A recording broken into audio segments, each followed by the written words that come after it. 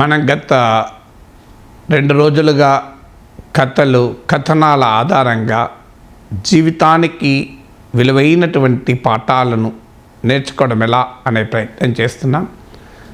ఇది 3వ ఎపిసోడ్.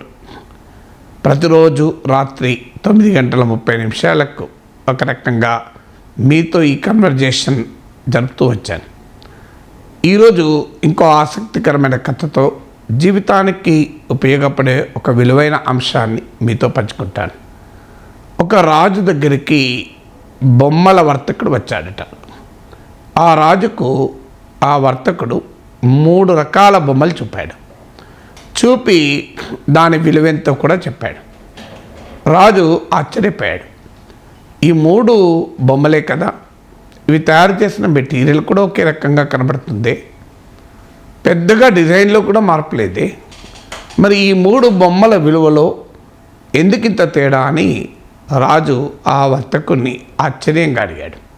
ఆ వర్తకుడు నవ్వి, మహారాజా, ఈ 3 బొమ్మలు ఒకే రకంగా కనబడచ్చు, మీకు ఒకే రకమైన మెటీరియల్తో తయారు చేసి ఉండవచ్చు, కానీ ఈ 3 బొమ్మల లక్షణాల్లో తేడా ఉంది. ఇది మొదటి బొమ్మ. ఈ బొమ్మ 3 అన్నిటికన్నా తక్కువ విలువైంది. కారణం, ఒక చెవితో వింటుంది, ఇంకో చెవితో వదిలేస్తుంది. అంటే ఏది మనసుకు పట్టించుకోదు, మనసుకు పట్టించుకోవాలనే ప్రయత్నం కూడా చేయదు. ఇది మొదటి రకం బొమ్మ. ఇలాంటి అతి తక్కువ విలువైన బొమ్మలు మన చుట్టూ చాలామంది ఉంటారు. వాళ్ళు చూసింది గుర్తుంచుకోరు, చదివింది గుర్తుంచుకోరు, విన్నది గుర్తుంచుకోరు, అవసరమైనవి ఏవి వారికి గుర్తుండవు. ఒక చెవితో వింటారు, ఇంకో చెవితో వదిలేస్తారు. ఇక 2వ రకం బొమ్మ, ఇది ఉన్నంతలో మొదటి రకం కన్నా చౌకదిక్క చీప్ కాదు, అదే సమయంలో 3వ రకం బొమ్మ కన్నా కాస్ట్లీ కాదు, కంపారిటివ్లీ మధ్యలో ఉంటుంది దీని వాల్యూ. కారణం ఏంటంటే మహారాజా, ఈ బొమ్మ ఒక చెవితో వింటుంది, ఆ మనసుతో ఆలోచిస్తుంది, అందువల్ల ఈ చెవితో విన్నది ఆ చెవితో వదిలేయదు, అందుకొరకు దీనికి కాస్తంత విలువ ఎక్కువ అని చెప్తారు. ఇలాంటి వాళ్ళు మన దగ్గర కూడా చాలామంది ఉంటారు. బాగా చదువుతూ ఉంటారు, బాగా వింటూ ఉంటారు, చాలామందితో మాట్లాడుతూ ఉంటారు, చాలా విషయాలు తెలుసుకుంటూ ఉంటారు, కానీ వాటిని ఇంటర్నలైజ్ చేసుకోరు. అంటే తమ జీవితానికి అన్వయించుకోరు, తన జీవితానికి అప్లికేషన్ చేయరు. వాళ్ళు నేర్చుకున్నది, వాళ్ళు రోజు వింటున్నది, చదువుతున్నది, చూస్తున్నది మరి ఎక్కడికి పోతుందో అర్థం కాదు. ఇన్పుట్ అయితే చాలా ఉంటుంది, అవుట్పుట్ ఉండదు. ఇది 2వ రకం బొమ్మ. మొదటి రకం కన్నా చాలా నయం, కనీసం ఇన్పుట్ అన్న తీసుకుంటోంది, వదిలేయడం లేదు. ఇక 3వ రకం బొమ్మ, ఈ బొమ్మ ఒక చెవితో వింటుంది, మనస్సుతో ఆలోచిస్తుంది, తర్కిస్తుంది, దాని లోతుపాతుల్లోకి వెళ్తుంది, తనకు తెలిసిన విషయాలతో అన్వయించుకుంటుంది, తాను నేర్చుకున్నది మాట్లాడుతుంది, బయటికి వ్యక్తం చేస్తుంది. అందువల్ల ఈ బొమ్మ అన్నిటికన్నా ఖరీదైన బొమ్మ అన్నాడు. మహారాజు ఆశ్చర్యపోయి సహజంగానే 3వ బొమ్మను తీసుకుంటాడు. ఈ కథ మనకి ఏం నేర్పుతుందంటే, మనము ఒక చెవితో విని మరో చెవితో వదిలేయకూడదు. ఈ అందరికన్నా దరిద్రులు చేసే పని. కనీసం 2వ స్థాయి అంటే ఒక చెవితో విన్నది మనసుకు పట్టించుకునే ప్రయత్నం చేయాలి, కానీ అక్కడితో ఆగితే జీవితంలో సక్సెస్ కాదు.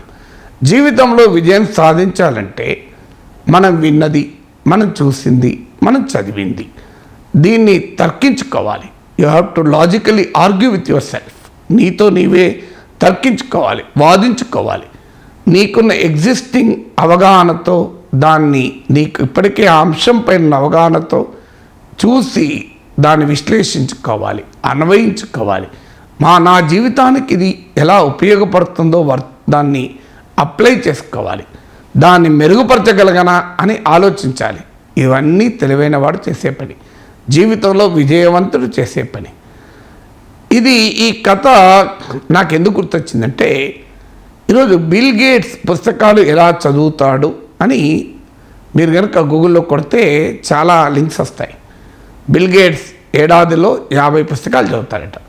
బిల్ గేట్స్ పుస్తకాలు చదువుడైంది, అందుకని ఎగ్జామ్ ఉందా, అయినా ఉద్యోగానికి పోయేది ఉందా, మనకు అందరికీ తెలుసు, ప్రపంచంలో అత్యంత ధనికుల్లో ఒకరు, మైక్రోసాఫ్ట్ ఫౌండరు. ఆయనకు చదవటానికి అవసరము లేదు. చాలామంది చదువు అవసరం కొరకు అనుకుంటారు, చదువు ఉద్యోగం కొరకు అనుకుంటారు, చదువు పరీక్ష కొరకు అనుకుంటారు, చదువు ఒక పని అనుకుంటారు. కానీ చదువు జీవితానికి మార్గం చూపేది. Learning is a lifelong process. చాలామంది తమ విద్యాభ్యాసం పూర్తవడంతో చదవడం మానేస్తారు. నేను చాలామంది ఉపాధ్యాయులు కూడా చూశాను. ఉపాధ్యాయుడిగా ఉద్యోగం వచ్చిన మరుక్షణం చదవడం మానేస్తారు. కానీ వాస్తవంగా అక్కడే చదవడం మొదలు కావాలి. చదవడం అనేది ఒక జీవన ప్రక్రియ. అది జీవితాన్ని నిరంతరం కాంతివంతం చేసే ఒక అద్భుతమైన ప్రక్రియ. ఆ లెర్నింగ్ అపటైట్ ఉండాలి, నేర్చుకోవాలన్న తృష్ణ ఉండాలి. అది మనలో క్యూరియాసిటీని పెంచుతుంది.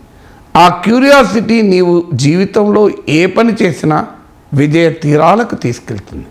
అయితే బిల్ గేట్స్ చదివే పద్ధతి కూడా మనకు చాలా ముఖ్యం. ఈ రాజుకు వర్తకుడు చూపిన 3 బొమ్మల కథ నేను ఎందుకు చెప్పానంటే, ఈ 3వ బొమ్మ లక్షణాలు బిల్ గేట్స్ చదవడంలో మనకు కనబడతాయి. బిల్ గేట్స్ ఏం చేస్తాడట అంటే, చదివినప్పుడు కేవలం చదువుతూ ఉండరు. ఇప్పుడు మనలో కూడా కొంతమంది చదువుతూ ఉంటారు అంతే, కొంతమంది అండర్లైన్ చేసుకుంటారు, కొంతమంది మాత్రమే నోట్స్ రాసుకుంటాడు. బిల్ గేట్స్ తాను ఏ పుస్తకం చదివినా అందులో ఇంపార్టెంట్ పాయింట్స్ నోట్ చేసుకోవడం కాదు. ఇది అందరం చేస్తాం, చాలామంది చేస్తాం. కానీ ఎక్కడ తాను డిసగ్రీ అవుతున్నాడు అంటే, ఆ రచయిత చెప్పిన అంశంతో నేను ఎక్కడ విభేదిస్తున్నాను అని రాసుకుంటాడట. తాను రచయిత చెప్పిన అభిప్రాయాలతో ఎక్కువగా విభేదిస్తే చాలా ఎక్కువగా నోట్స్ రాసుకుంటాడు. అది అంత తొందరగా పుస్తకం పూర్తి కాదు. అందువల్ల ఏం చేస్తాడు అంటే, one is engaging with the book. అది నోట్స్ రాసుకోవడం ద్వారా గుర్తుండడం సులభమవుతుంది, కేంద్రీకరించడం సులభమవుతుంది. ఆ తర్వాత గుర్తుంచుకోవడమే కాదు, connecting with existing knowledge and existing opinions. ఆ అంశం పైన ఆయనకున్న అవగాహనతోని, అభిప్రాయంతో రచయిత రాసిన దాన్ని కంపేర్ చేసుకోవడం. ఇది పుస్తకాలకే అవసరం లేదు. మీరు ఒక పేపర్లో ఓ వ్యాసం చదివినా మీరు ఇదే రకమైన ప్రక్రియ చేయొచ్చు. అంటే connecting with the existing knowledge and existing opinion. ఆ తర్వాత logically arguing with your self. నువ్వు ఆ పుస్తకంలో రచయిత లేదా ఆ వ్యాసంలో రచయిత వ్యక్తం చేసిన అంశాలతో నీవు తర్కించుకోవడం, నీలో నీవే ఆర్గ్యూ చేసుకోవడం.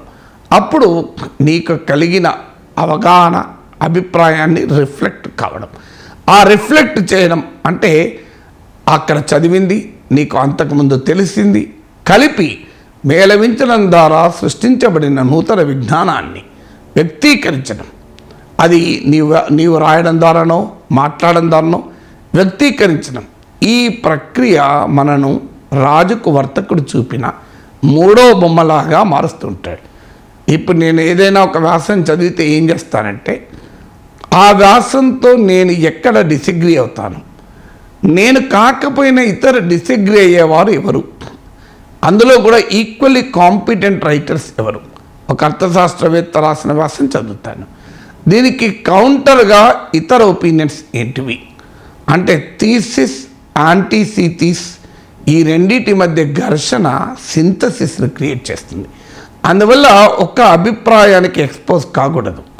ఒక అభిప్రాయానికి మనం ఎక్స్పోజ్ అవుతే మన విజ్ఞానం వికసించదు. అందువల్ల ఆ అభిప్రాయానికి కౌంటర్ అభిప్రాయాన్ని కూడా చదవాలి. అప్పుడు ఆ 2 అభిప్రాయాలను తర్కించి చూసినప్పుడు నీకు తత్వం బోధపడుతుంది, నీ ఆలోచన మెరుగుపడుతుంది, నీలో సృజన ముందుకొస్తుంది.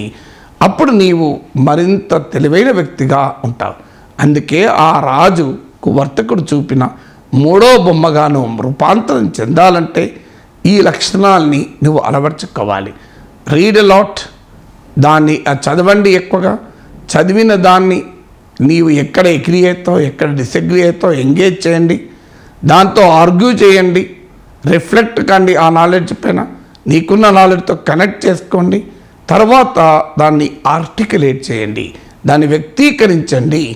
అప్పుడు ఆ విజ్ఞానం మీ సొత్తవుతుంది, మీరు దాన్ని అంత త్వరగా పోదామనుకున్నా అది సాధ్యం కాదు.